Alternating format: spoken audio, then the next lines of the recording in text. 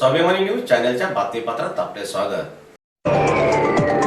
फेरीवाला कायदा 2014ची अंमलबजावणी करा, सीटूचे धुळे जिल्हा अधिकाऱ्यांना निवेदन। फेरीवाल्यांच्या हक्काचे संरक्षण करण्यासाठी फेरीवाला कायदा 2014ची प्रभावीपणे अंमलबजावणी करावी अशी मागणी सीटू संघटनेने आज जिल्हा प्रशासनाकडे निवेदनाद्वारे केली आहे। दरम्यान धुळे शहरातील फेरीवाल्यांवर होत असलेल्या कारवायांमुळे त्यांच्या उदरनिर्वाहाचा प्रश्न निर्माण होत असल्याने केंद्र सरकारने लागू केलेल्या फेरीवाला कायदा 2014ची तात्काळ अंमलबजावणी करून त्यांना कायद्यानुसार संरक्षण देण्यात यावे, त्यांची नोंदणी करणे तसेच त्यांना ठराविक ठिकाणी व्यवसाय करण्याची परवानगी देणे आवश्यक आहे।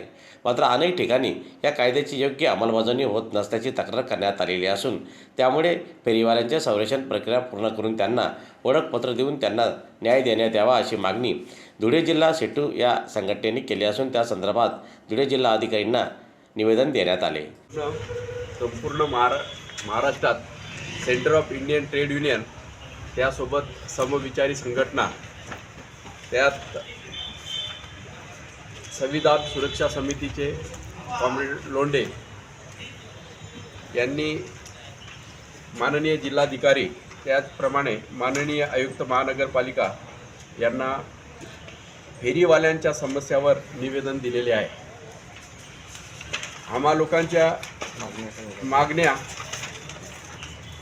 कायद्याच्या कलम 3.3 अंतर्गत सर्वेत समाविष्ट संरक्षित असल्याने त्याच्यावरील कारवाई त्वरित थांबवावी, अधिकृत आणि अनधिकृत फेरीवाला कोण याचा निर्णय न झाल्यामुळे कारवाई करण्याचा निर्णय मागे घेण्यात यावा, सर्व नगर फेरीवाला समिती त्वरित अधिसूचित करण्यात यावी, पदपथ विक्रेता कायदा 2014 कायदा अन्वये फेरीवाल्यांचे अधिनियमन करण्याचे गरजेचे आहे, त्याची प्रक्रिया पूर्ण केल्यास राज्य शासनाला योजना बनवण्यासाठी पाठपुरावा करणे, त्याचप्रमाणे PM स्वनिधी योजनेअंतर्गत LOR प्रमाणपत्र व कर्ज प्राप्त फेरीवाले यांच्यावर कारवाई झाल्यास त्यांना मिळालेले कर्ज ते कसे फेडणार, यामुळे त्याच्यावरील देखील कारवाई करू नये ही आमची नम्र विनंती आहे। कायद्यात दर 5 वर्षांनी सर्वे करण्यास नमूद केलेले आहेत। याद्वारे आम्ही आमची मागणी करत आहोत की